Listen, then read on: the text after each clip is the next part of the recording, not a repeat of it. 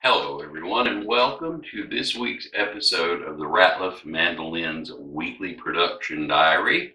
I don't have a whole lot of exciting stuff to relate to you this week, but in last week's episode's comments, somebody had asked if I would tell a story about how I became a luthier. And so, you know what? I thought this would be a good episode to do that very thing in. And so I'm going to relate to you the story from the very beginning of how I came to do the job that I do. Now, the story sort of starts with my father, who was a dobro player and a pretty good one. He was a huge Josh Graves fan, and he was good enough to play in groups all over the area. And so there was always music around the house. But I really didn't become interested until I was probably 14 or so, and I decided to learn how to play the guitar. Now, one thing you have to be aware of, and it's a very critical piece of information for this story, is that I'm left-handed. I am very left-handed. I'm handicapped by my left-handedness so much so that when I picked up the guitar that my dad had laying around the house, which was a Gibson J50, I couldn't play it backwards. It was so awkward, and he graciously allowed me to flip the strings around and put the big strings on this side and the little strings on this side where I could play it left-handed, and suddenly things got a whole lot easier. Learning to play the guitar is not easy, but it became a whole lot easier.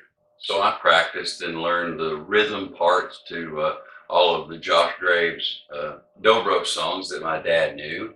And he was playing in a band at the time.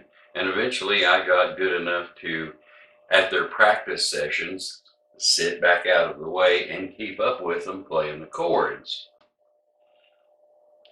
And eventually came the day when I went with them to a show and they said, just get up on stage with us.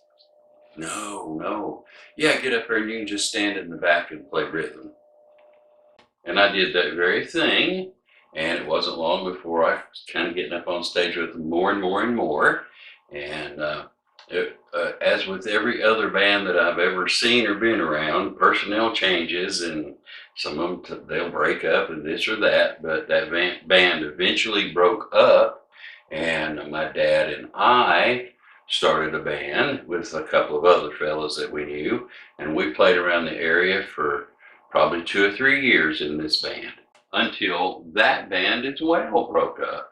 And at this, just about the same time, there was another very, very popular band in the area, and they were going through some troubles and they broke up as well. So there was a guitar player and a banjo player in that band that were looking for something to do. And then we had a guitar player and a dobro player, me and my dad, and we were looking for something to do. So we all got together, and so that band has started out with 2 guitar players, a dobro, and a banjo player. Now, here in the story is where some very important decisions were made. The band couldn't really play like a regular band if we had 2 guitar players and a banjo player and a dobro player. What we decided to do was to try to find us a bass player and one of the guitar players become a mandolin player. And literally, believe it or not, this is the truth, we drew straws, long and short, between me and the other guitar player, and I drew the short one. So I lost. Or I won. I guess it depends on how you look at it. Either way you want to look at it, I had to learn how to play the mandolin. And so I borrowed an old Gibson A50 or something from a mid-50s mandolin from a friend of mine in A style, and did the very same thing I did with the guitar, flipped the strings over backwards so that I could play it this way and not this way. And at first, all I really knew was the breaks and the chords to the songs that that band was working up. So I had 30 or 40 songs that I could play, and that was all. But I got better and learned more and all like that, and was happy with what was going on, with the exception of the fact that I wasn't real happy with that little A-style mandolin.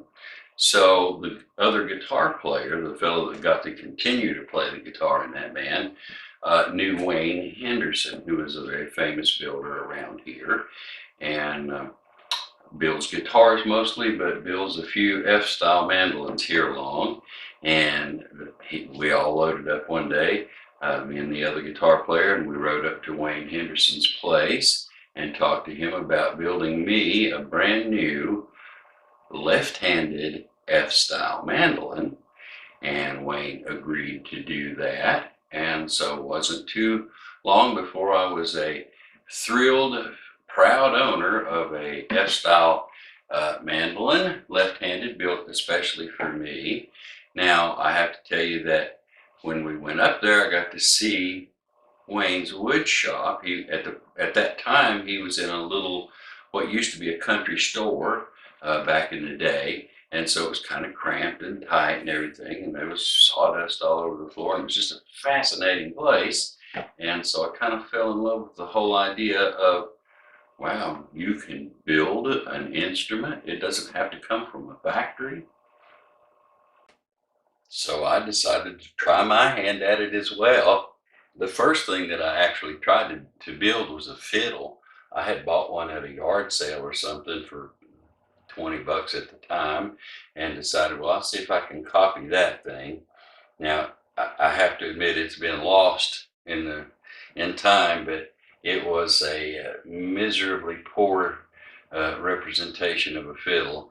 I eventually wound up painting the thing, filling it in with all of the dips and bumps with auto body Bondo to smooth it out and get it level, and then just wound up painting the thing brown. It was horrible, but it was a step in the right direction. My first instrument. Now, just about the same time frame, 1977 or so, Roger Siminoff wrote his famous book in the mandolin world anyway, Constructing a Bluegrass Mandolin. It's the Bible of building mandolins.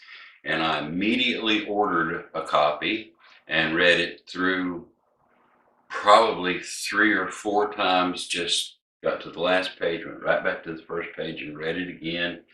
Did that, and kind of come up and said, I think I would like to try to do that. And that is exactly what happened with the knowledge gained from building the fiddle and the help of that book. The mandolin didn't turn out all that bad. And amazingly enough, the very first thing that happened was somebody come along and offered me money for it. And I took it. It was sold. And so I thought, wow, I'll build me another one. And I built another one. Almost immediately it was sold. I did the first 4 or 5 mandolins that people were standing in line for, and they were sold before I even finished them, really. And so I decided, well, wow, I bet you I could almost do this for a living. And so I quit work and went to building mandolins. And the very first one that I finished after I quit work, I couldn't give it away.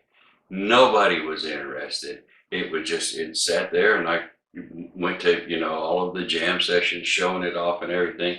I couldn't sell it at all. Things were getting, and by this time, things were getting pretty desperate in the financial front at the house. And so it was a bad time. No kidding, I was down to my last few dollars, and I loaded that mandolin up in a Volkswagen Beetle that I had at the time, and I drove to Nashville, and I didn't have enough money to buy gas to get back. And so I knew that once I hit Nashville, I had to sell this mandolin to somebody. And believe it or not, George Gruen, well, although he didn't know how desperate I was, he bought the mandolin and paid me cash for it. And so I had enough money to pay this month's bills and get back home. because like I said, I didn't have enough money to get back to the house. I was stuck in Nashville with not enough money to buy a hamburger. But what I did have was a promise from George to buy another mandolin if I could fix this part and if I could straighten that line out and if I could make this a little cleaner and do this or that. I had another sale, and he said he would just continue to buy mandolins as long as I continued to improve them. And that's pretty much been the philosophy ever since. Every mandolin I try to improve, to get a little better, a little cleaner, a little tighter joints, a little shinier, a little this, a little that. Every one of them I want to be better and better and better and better. And so that's pretty much been it for the last 40 years. Now, those first few years were not easy. Mandolin orders weren't exactly pouring in, and I paid an awful lot of the light bills with repair money, and I played in 2 or 3 bands, and so I was always playing somewhere at least one night, if not 2 or 3 nights a week, and so all of that money helped see me through those first very lean years. But as things progressed and got better and more mandolin orders started coming in, I don't do any repair work hardly at all now, just for friends and that sort of thing. And although I do play music, I only play about 2 or 3 times a year when a job pops up. So mostly it's all building mandolins now, and all of the tools and things that we have bought over the years have improved the quality. And so, and like I mentioned earlier, the whole idea was to have better quality all the time. And while that basic philosophy has not changed at all in those years, a lot of other things have. This building that we're in right now is a 2,700 square foot building that is vastly different than the kitchen table and back bedroom that I started in. In those years, I've had employees. At one point, I had 7 employees in this building. Now I work by myself. I think in much bigger terms when I order supplies. Used to be I'd go to the local music store and buy a set of strings and hope that they had a mandolin tailpiece in a package somewhere that I could buy to finish the one that I was working on. But now when I order strings, I order them by the case. When I order mandolin tailpieces, I'll order 50 or 60. You can see these mandolin keys on the wall right here. There must be 45 or 50 sets of those right there. So I think much grander terms, and I build in batches of 10, but at the same time, it all boils, although I work in batches of 10, I still find myself just working on one mandolin at a time. And so it's kind of a good blend of 2 different worlds that I live in, and I like it. Now, speaking of doing mandolins one at a time, let me share with you the latest creation here. It is mandolin number 1248. It is the master model that has a bird's eye maple back, sides, and neck, and a spruce top. It's going to Ohio, and I finished it this week.